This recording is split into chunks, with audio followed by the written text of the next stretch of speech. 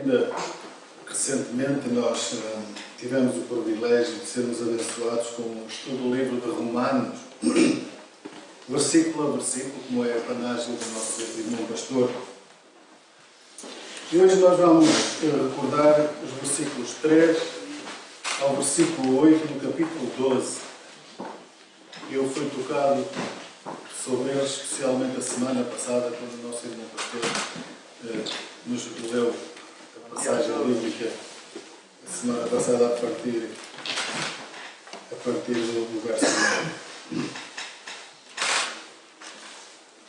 E até aqui, até este capítulo, Paulo deu-nos 11 capítulos, meus irmãos, de doutrina. E agora, a partir daqui, ele mostra-nos como todo aquele grande ensinamento sobre as muitas misericórdias de Deus se aplicam às nossas vidas. Assim ele começa o capítulo 12 com: portanto, rogo-vos, irmãos, pela compaixão de Deus, que apresenteis os vossos corpos como sacrifício vivo.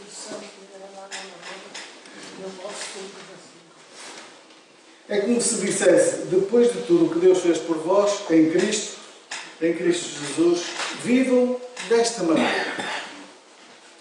E no versículo 2 ele diz que devemos viver. Ele diz, mas transformai-vos pela renovação do vosso entendimento. Isto é, agora já sois crentes. Então, pensai de forma diferente da do mundo. E então, a partir dos versículos 3 e seguintes, ele dá-nos as maneiras específicas para pensarmos e agirmos na igreja.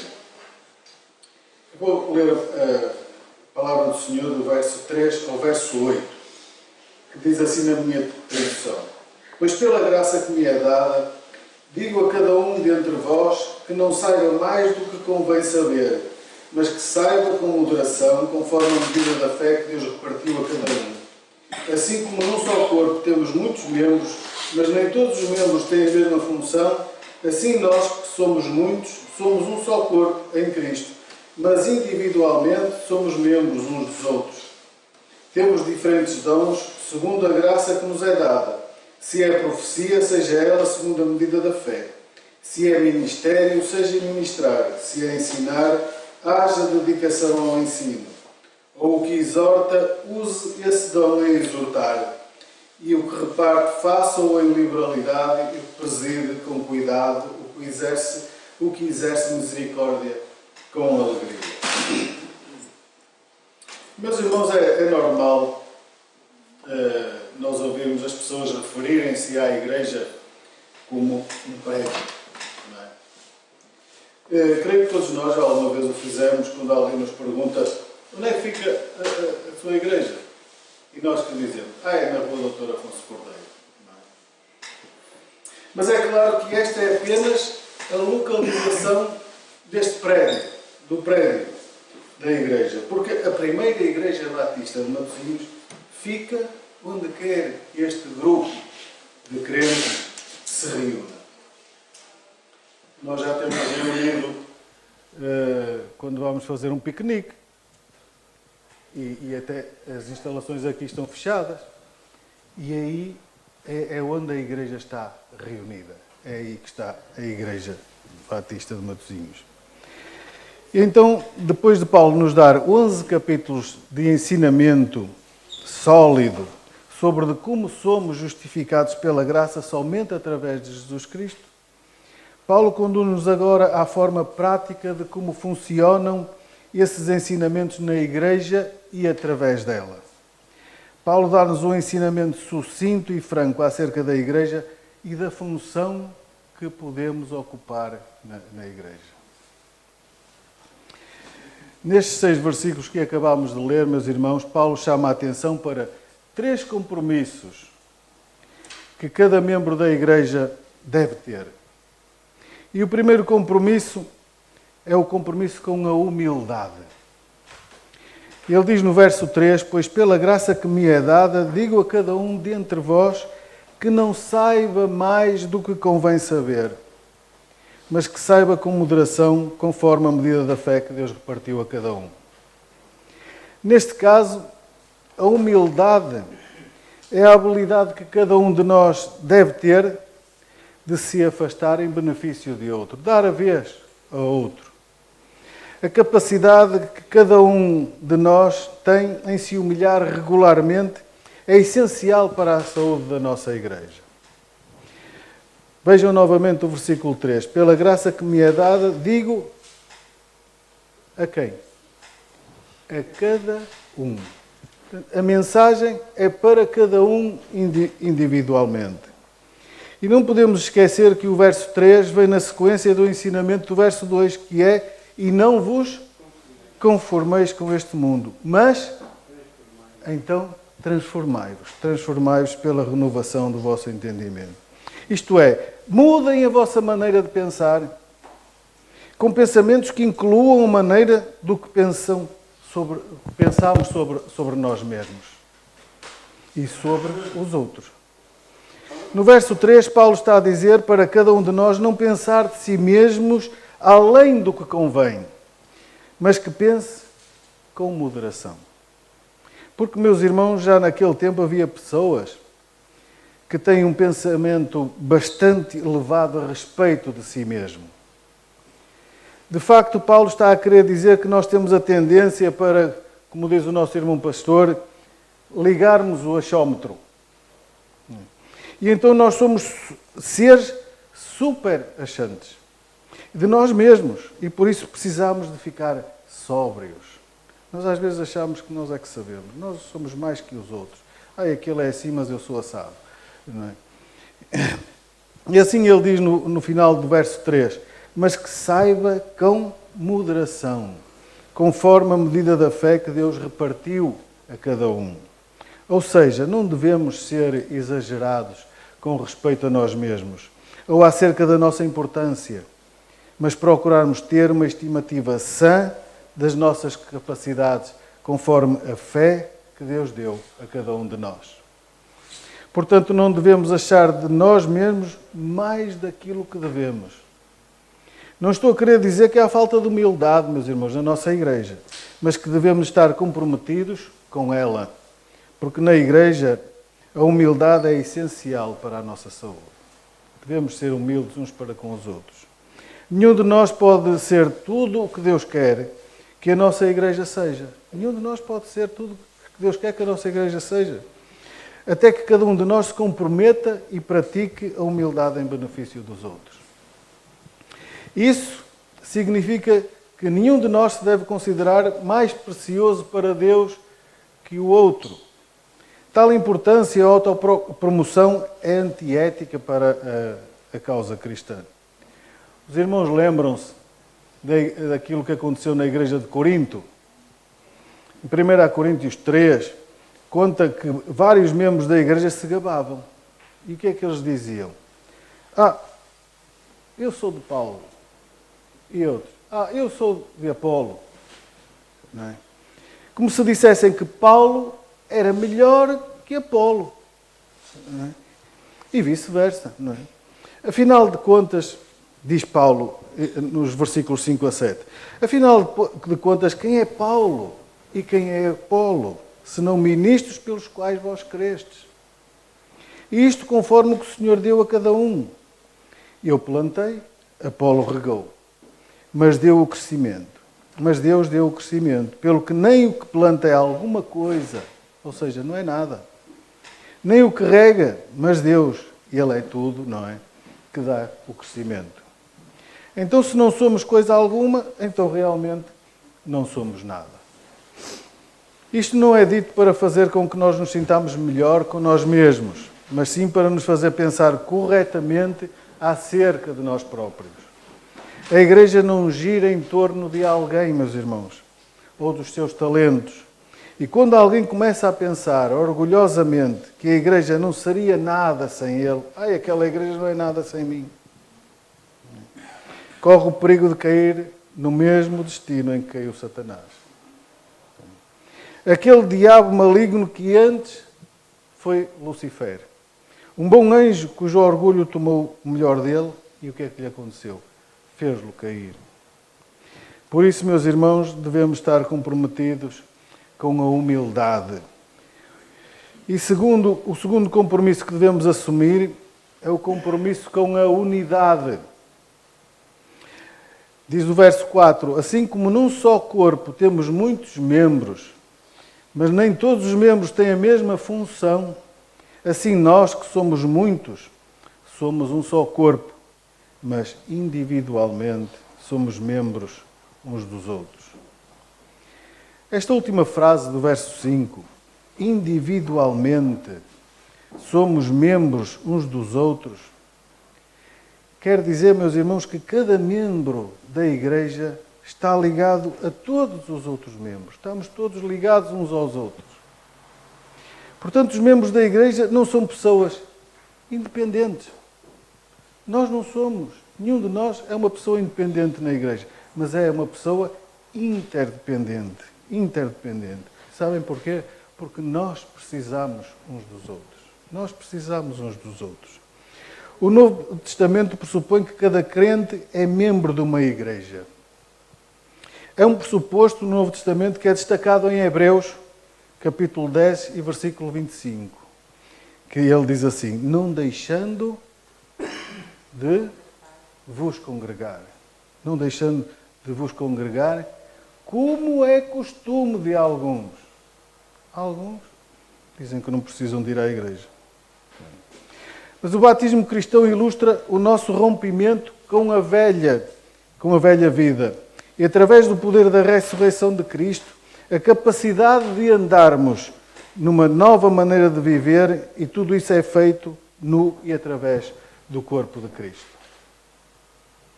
O batismo é o meio pelo qual nós nos identificamos com uma igreja local. E como vimos em Hebreus 10, 25, ser membro ativo da igreja é um pressuposto no Novo Testamento. Os crentes que não se envolvem ativamente como membros numa congregação local é um facto completamente estranho para a Bíblia. Quando lemos o texto bíblico, não encontramos opções quando se refere a sermos membros de uma igreja. Também nada lemos sobre estarmos num estado de limbo onde não há penas nem há purificação. Ou sendo um membro de uma igreja onde fomos criados e por mudarmos de casa não nos unirmos a uma igreja onde realmente nós moramos. Há pessoas que mudam de uma cidade para a outra e têm lá uma igreja à beira e não se agregam àquela igreja, continuam a ir à outra. Prontos, mas deviam estar mais próximo de casa, não é? É o que os nossos irmãos brasileiros têm feito. Chegam cá e procuram uma igreja para estarem perto da morada, porque nem sequer conseguem ir ao Brasil assistir aos cultos, não é? De facto, muitos crentes mudam todas as coisas daquela comunidade onde moravam, que frequentaram durante anos, mas não mudam a membresia da igreja.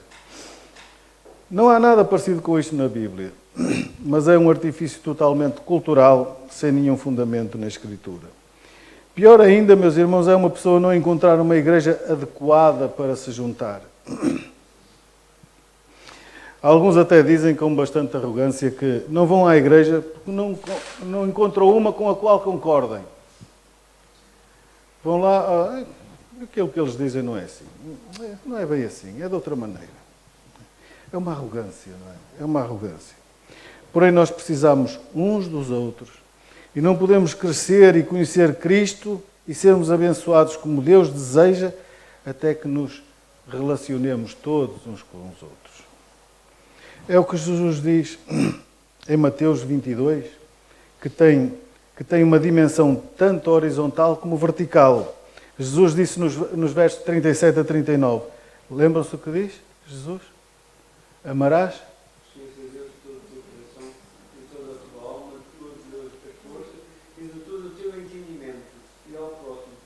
e ao próximo como a ti mesmo. E por incrível que pareça, meus irmãos, há crentes para quem a leitura bíblica até é algo entediante. Não leem, só gostam de ouvir, porque ler a Bíblia para elas é uma chatice. É uma chatice. Falam intencionalmente, mas isto é o que acontece normalmente, falam intencionalmente com outras pessoas sobre futebol ou outro desporto qualquer, mas nada sobre as coisas de Deus. Porque na realidade, muitos de nós falamos disto, falamos daquilo, somos os maiores a falar, mas quando para falar de Jesus não dizemos nada. Mas nós fazemos parte uns dos outros. Fomos feitos para nos relacionarmos uns com os outros, para crescermos uns com os outros. Quando Paulo ora para que os crentes em Éfeso compreendam qual a largura e o comprimento, a altura e a profundidade, para que conheçam o amor de Cristo que excede todo entendimento, para que, ele diz, sejais cheios de toda a plenitude de Deus. Reparem que ele ora para que isso aconteça, não apenas com alguns. Ele, quando ora, não se refere apenas para alguns, mas sim com todos os santos, com todos os santos. Ele diz lá, em Efésios 3, 18 e 19, eu oro para que possais perfeitamente compreender com todos os santos. É todos juntos que nós conseguimos compreender as coisas. É nestas reuniões que nós temos, que estamos aqui, que ouvimos falar de Jesus, que até trocamos impressões e chamamos a atenção para este versículo, para aquele versículo que nós passamos a compreender com todos os santos. Irmãos, nós fomos feitos para estudar e crescermos juntos. E não deixa de ser triste que alguém que professa ser crente não fale sobre as coisas do Senhor. Voltando aos versículos 4 e 5, Paulo quer dizer que, apesar do corpo humano ser um só, é constituído por vários membros, que têm funções diferentes e por isso asseguram o bom funcionamento do corpo de forma coordenada. Portanto, cada um de nós, que como igreja somos muitos membros, com funções diferentes, somos também um só corpo. Um só corpo. Os irmãos veem agora a ligação entre humildade e unidade. Sendo humildes, somos levados a sermos unidos também. Não afastamos este ou aquele irmão de nós. Nós não devemos pensar de nós mais daquilo que devemos. Ninguém deve estar sozinho, pois precisamos uns dos outros. O irmão Fernando, a semana passada, pregou que mais vale dois que um, não é? E nós, na igreja, não devemos estar sozinhos. Nós precisamos uns dos outros. Hoje, no culto que vamos ter, vai haver várias participações. E é isso que embeleza o nosso louvor para o Senhor. Sempre que qualquer parte do nosso corpo funciona, independentemente do corpo inteiro, meus irmãos, quando tem uma dor aqui de lado, que ninguém a mandou estar lá, não é? Isso causa-nos dor, causa-nos desconforto, nós não estamos bem, e o que é que nós fazemos? O que é que nós fazemos quando a dor não passa? Vamos ao médico, não é? Vamos ao médico para nos dar a cura, não é? Assim é também na igreja, se em vez de interdependermos, começarmos a ser independentemente do corpo e nos separarmos da congregação, se nos pusermos à parte em relação a alguma questão, quando isso acontece, meus irmãos, nós tornamos-nos um tremor para o corpo. E todo o corpo é afetado de modo adversa por nossa causa. E também, o que é que nós temos que fazer nessas alturas? Também temos que ir ao médico, não é? Ao médico da igreja, aquele médico que nos salvou, aquele médico que entregou a sua vida por nós, e dobrar o nosso joelho perante Jesus. Porque a unidade, meus irmãos, também é a vontade dele. A unidade na igreja também é a vontade de Jesus, como ele orou em João 17, 21, em que ele diz, para que todos sejam um. Como tu, ó Pai, és em mim e eu em ti, também sejam eles um em nós, para que o mundo creia que tu me enviaste. Meus irmãos, nós precisamos de estar comprometidos com a humildade e precisamos estar comprometidos com a unidade também. E em terceiro, precisamos estar comprometidos em ministrar. Em ministrar. Com o compromisso de ministrar que está aqui nos versos 6 a 8, que diz: temos diferentes dons, segundo a graça. Temos é para todos.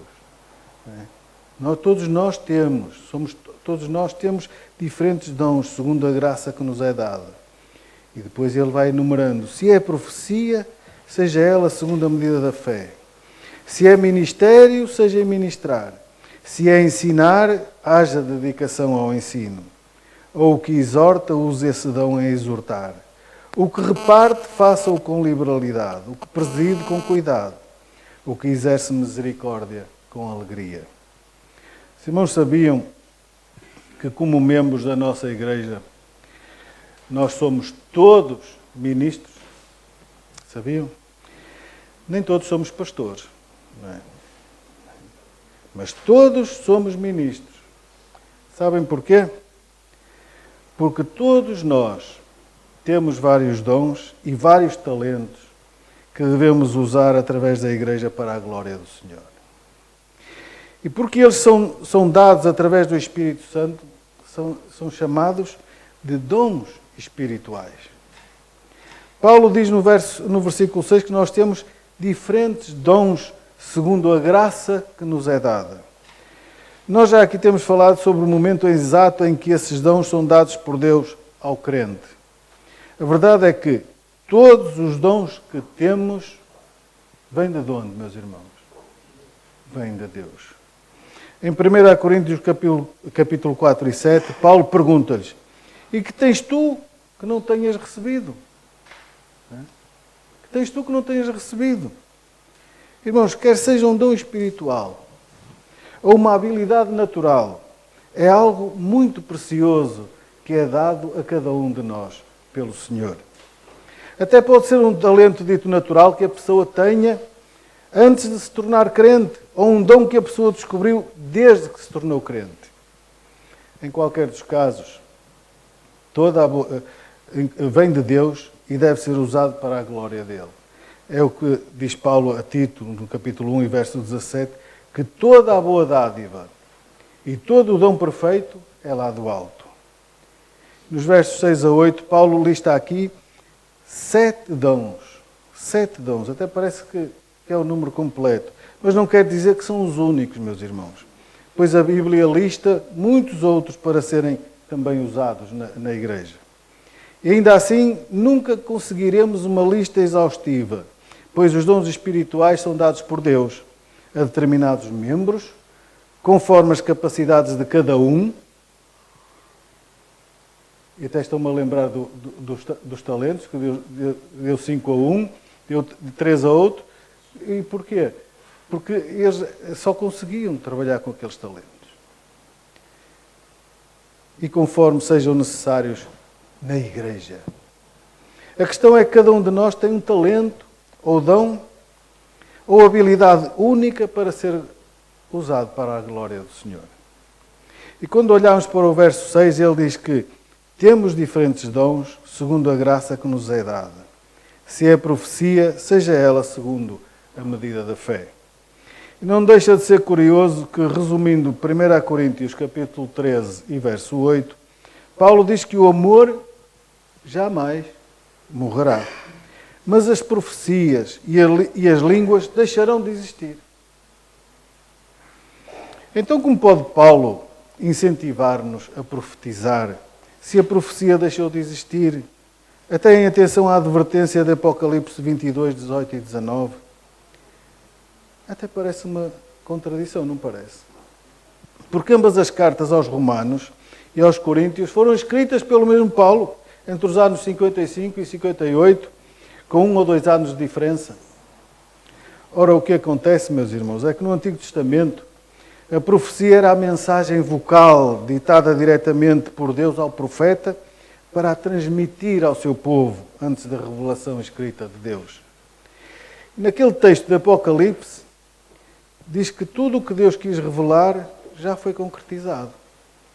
E Deus não quer que se acrescente ou retire uma única vírgula da sua palavra. Hoje, meus irmãos, que temos nas nossas mãos toda a palavra de Deus e o Senhor quer que a divulguemos como era feito pelos profetas do Antigo Testamento. E ao procedermos assim, então nós também estamos a profetizar. Estamos a transmitir a palavra do Senhor àqueles que ainda não a conhecem ou que a conhecem mal. Estamos a falar do Senhor, que é a palavra que Ele nos transmitiu e nós estamos a transmitir aos outros. Não de uma maneira qualquer, mas segundo o apóstolo Paulo diz, conforme a medida da fé que quem o fizer tenha. Nós devemos transmitir a palavra do Senhor uns aos outros conforme a nossa medida da fé. Ou seja, quem profetiza deve profetizar aquilo que crê na palavra do Senhor, sem ir além das suas capacidades, não inventando, como muitos fazem. Alguns até dizem, não está na Bíblia, mas devia de lá estar, não é? E muitos dizem que até está, é como está lá na Bíblia, já tenho sido confrontado com isso. A Bíblia diz isto. Eu disse, não diz isso. Tito 1,9 diz que se deve reter firme a fiel palavra, que é conforme a doutrina, para que seja poderoso, tanto para admoestar com essa doutrina, como para convencer os contradizentes. Nós temos que contradizer aqueles que dizem que está lá e não está. Por isso nós temos estes estudos bíblicos para aprendermos, para termos a noção daquilo que nós podemos dizer e não termos dúvidas. Ninguém deve profetizar dúvidas ou questões que geram incertezas. Muitas vezes nós falamos coisas e as pessoas percebem outra. E nós temos que estar aptos para clarificar essas pessoas. Também em Tito, capítulo 2 e verso 1, Paulo repete isto a Tito, dizendo que devemos falar o que convém à sã doutrina. Não mais do que isso. Ou seja, qualquer profecia fora do contexto da palavra de Deus está fora da nossa medida da fé. Extravasa. Não é nada daquilo que está lá na Bíblia. O verso 7 diz que se é ministério, seja ministrar. Se é ensinar, haja dedicação ao ensino. E ministrar, meus irmãos, é o dom de servir. A palavra aqui é a palavra da qual vem a palavra diácono. E os diáconos são servos. No entanto, uma pessoa pode ter o dom de servir e não ser diácono na igreja. Há pessoas que fazem muitas coisas sem ninguém saber. E as coisas aparecem feitas. Servem, vem uma necessidade e atendem à necessidade e ninguém sabe. Isso também é serviço. A palavra ensinar refere-se à interpretação e à explicação cuidadosa da Escritura. A pessoa com o dom de ensinar ama pegar a passagem da Escritura e explicar o seu significado e a sua aplicação. Ele diz ensinar.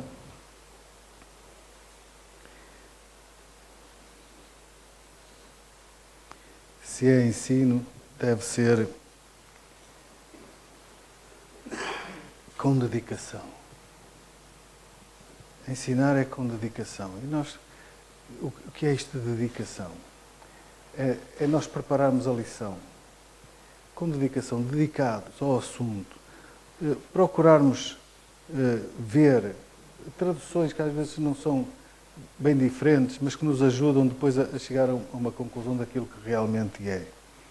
Ensinar, meus irmãos, é isso. Os pastores devem ter o dom de ensinar, que é um requisito afirmado em Timóteo, 1 Timóteo capítulo 3, verso 2, e Tito 1,9.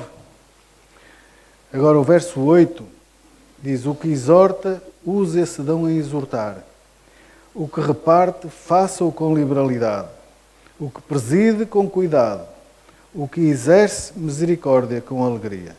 E, meus irmãos, só este versículo lista logo 4 outros dons. 4 outros dons. O de exortar, o que é que significa exortar?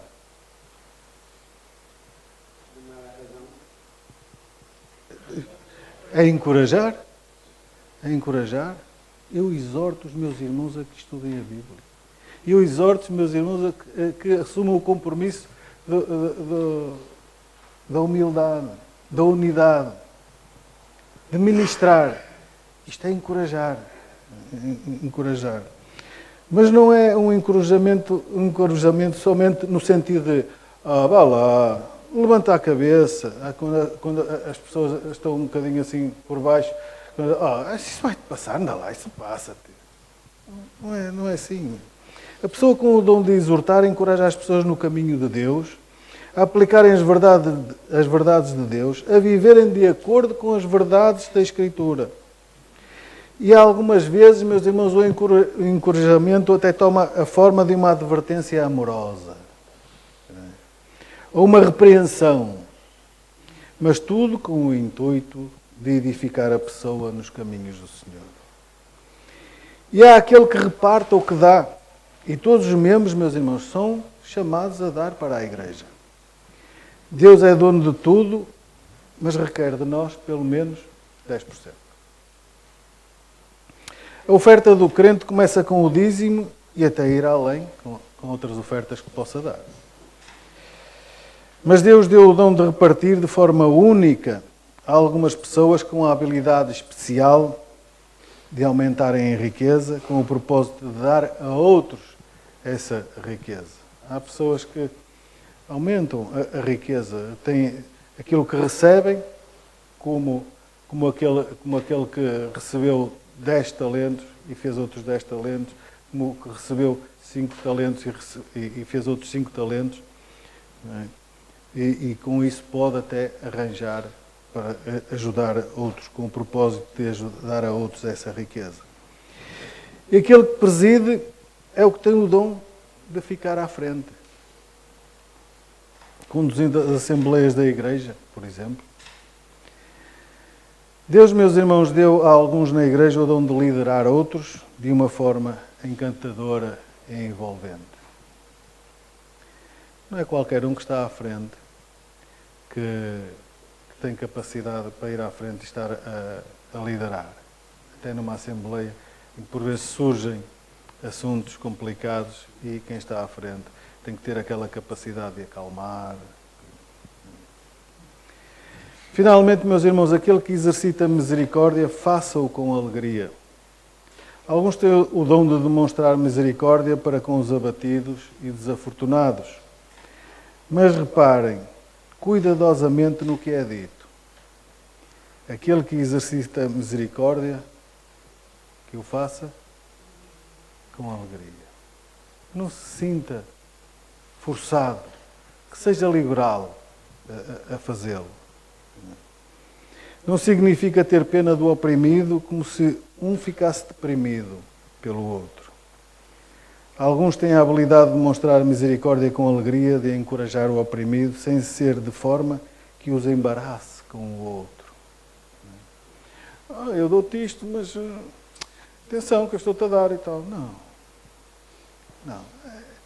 É dar sem estar a questionar, sem que a outra pessoa se sinta embaraçada. Chegados aqui, meus irmãos, pergunto a cada um de vós aqui presentes: qual é o seu dom espiritual? Talvez não tenha sido listado aqui. Estão aqui 7 dons, mas não quer dizer que estejam todos. Talvez o dom de cada um não esteja listado aqui. Mas o que gostaria de fazer, ou como gostaria de o fazer, através do corpo da igreja. Se não tem alegria no que está a fazer, provavelmente não está a usar o seu dom, mas o dom de outra pessoa. Os membros não têm todos a mesma função, como nós lemos, mas cada membro tem um dom. Fale com o nosso pastor e descubra o seu dom, ou dons, e use-os através deste corpo, a igreja, para a glória de Deus. Meus irmãos, descubra a sua função na igreja e que o Senhor nos abençoe abundantemente. Amém, meus irmãos. Obrigado pela vossa atenção.